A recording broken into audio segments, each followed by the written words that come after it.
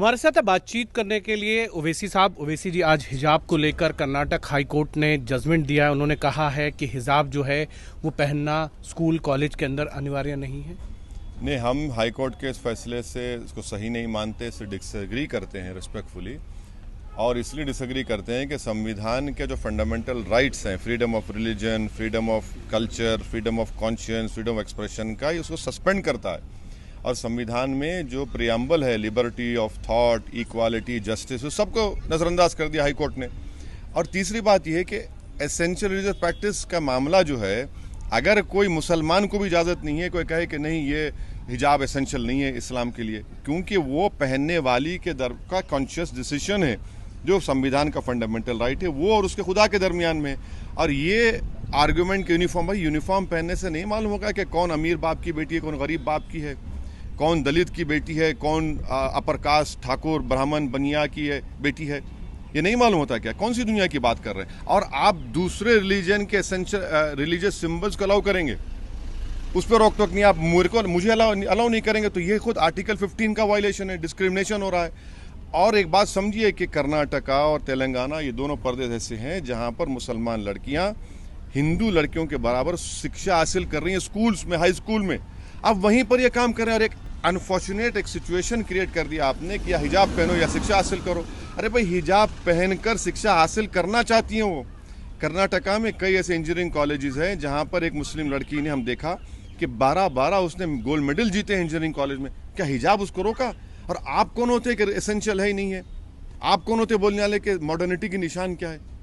आप तय करेंगे मैं जिंदगी कैसे गुजारूंगा। चलिए, इस कोर्ट के डिसीजन के खिलाफ आप क्या करने वाले हैं? सुप्रीम कोर्ट में अपील होगी। सुप्रीम कोर्ट में अपील होनी चाहिए, क्योंकि सुप्रीम कोर्ट में ऑलरेडी साबरीमाला का जो जजमेंट आया उसको सुप्रीम कोर्ट देख रहा है कि एसेंशियल है या नहीं है। तो हम उम्मीद करते हैं सुप्रीम कोर्ट में तमाम मुद्दों को फिर से रखा जाएगा और वहां से इंसाफ मिले।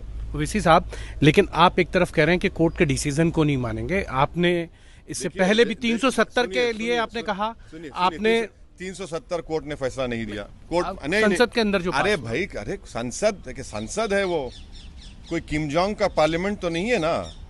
डिसएग्री करने का राइट है हमको, हम डिसएग्री करेंगे। अगर कोई डरता है तो हम क्या करेंगे? 3 तलाक को भी आपने, हाँ बिल्कुल, जस्टिस JS वर्मा ने क्या, 3 तलाक भी सुप्रीम कोर्ट में पेंडिंग है। वो एक्ट जो बनाया गया यहाँ पर सुप्रीम कोर्ट में पेंडिंग है वो।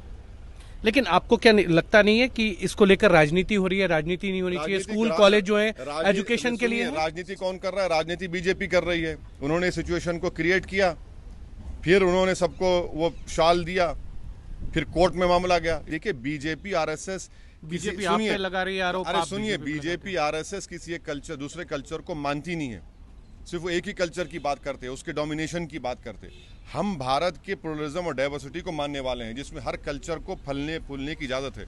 और मेरा कल्चर ये है कि मैं हिजाब पहन के अपनी बेटी को पढ़ाना चाहूंगा, उसका प्रोटेक्शन होना चाहिए। अंतिम सवाल है, अगर कोर्ट का डिसीजन यही आता है, जो हाई कोर्ट का डिसीजन है कि हिजाब जो है एसेंशियल नहीं है, तो आप उसको मान लेंगे सुप्रीम कोर्ट के डिसीजन को? आप क्या सुप्रीम कोर्ट का? नहीं, मैं ये कह रहा हूँ क्योंकि सुप्रीम कोर्ट ऑनरेबल जज हैं क्या? मैंने ये ट्रिपल तलाक की आपने नहीं मानी, मैंने इसलिए आपसे। मेरे भाई, आप लॉर्डशिप हो सकते हैं, हम मान भी लेंगे आपको लॉर्डशिप, मगर कोर्ट के तो लॉर्डशिप नहीं है ना। आप कोर्ट का नहीं कह रहा, मैं कह रहा हूँ अगर जजमेंट। अरे आप जजमेंट तो नहीं लिखेंगे ना, आप लिख, आपको वो पता है जो हमको नहीं पता है, तो बता दीजिए। मैंने तो ट्रिपल तलाक से कहा। आपकी कोई बात हुई क्या बड़े लोगों से? मैंने ट्रिपल तलाक की बात नहीं मालूम हमको जी। चलिए, ये थे ओवैसी। कैमरामैन संजीव के साथ हिमांशु मिश्रा, दिल्ली।